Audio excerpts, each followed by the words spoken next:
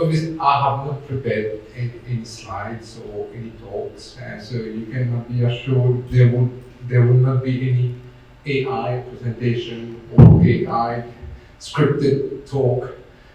All I'm going to mention today is everything about HI, which is human intelligence. So the book summarizes the trend in corporate governance practices globally.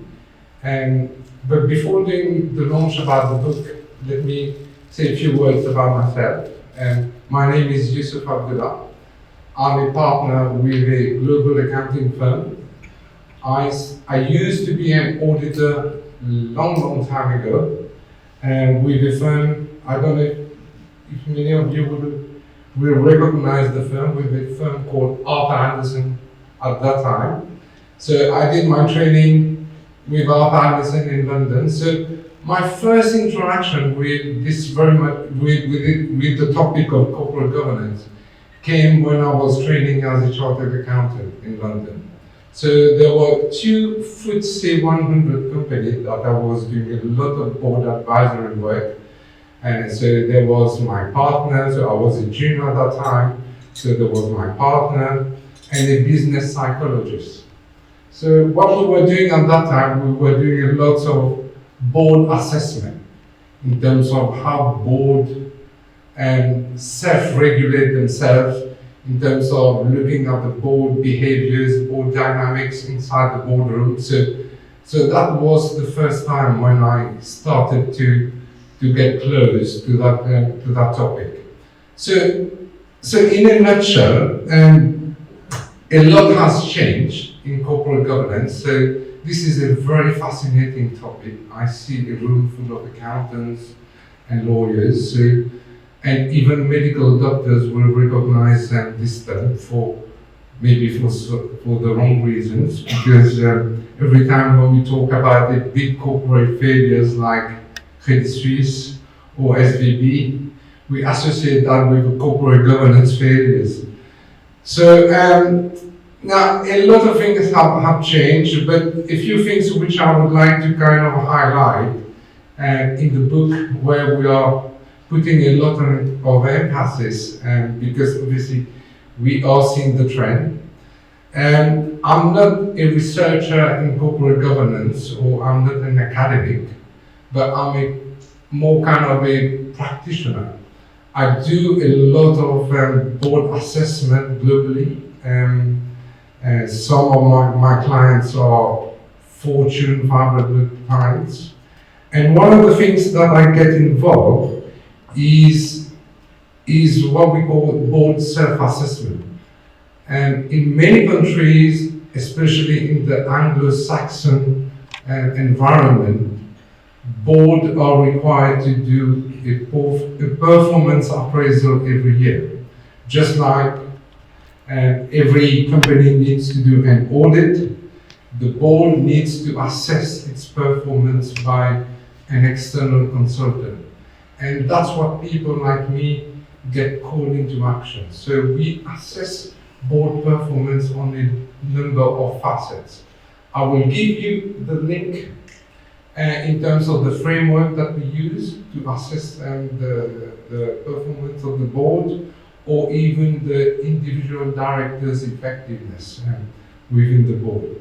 But a lot of things have changed. I remember when I was doing this kind of exercise 20 years ago in UK, the two companies that I was doing the work for was Rentokil and WPP, both massive FTSE 100 companies. But those were the times when you were seeing a lot of board members, usually in the late 75s, 80s, with lots of gray hair, white male,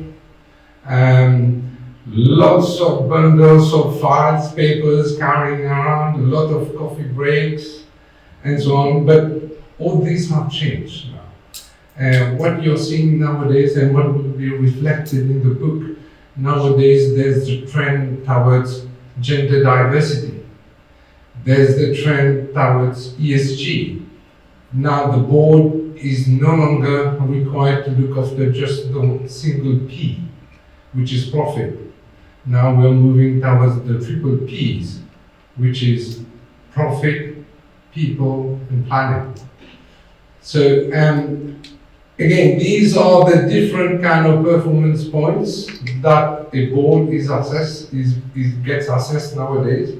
But the book will highlight some of the latest trends that we're seeing in corporate governance, and I will give you a link if you come and see me individually, and the kind of tool and the framework that you can give to your clients if you have such clients. And don't get me wrong, I mean, when we talk about corporate governance, this doesn't apply to small limited companies or companies that are just run the corner shop.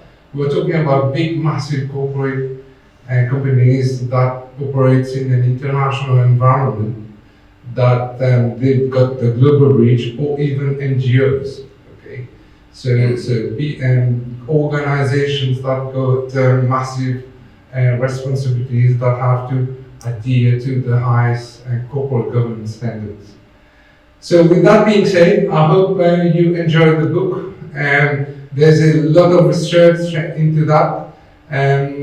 My firm has tied in with the University of Melbourne, and we do quite a lot of work on Fortune 500 companies every year to assess what are the best performing companies, and we assess that in terms of what kind of practices are being introduced and into the board. So all this is reflected into the book, because obviously I have had the permission from my firm to use a lot of the research and to incorporate into the book. So please enjoy and happy reading. And if you need any further guidance, any questions, I'm here. And I will stop my speech by saying, it's always better boards leads to better organization. Thank you.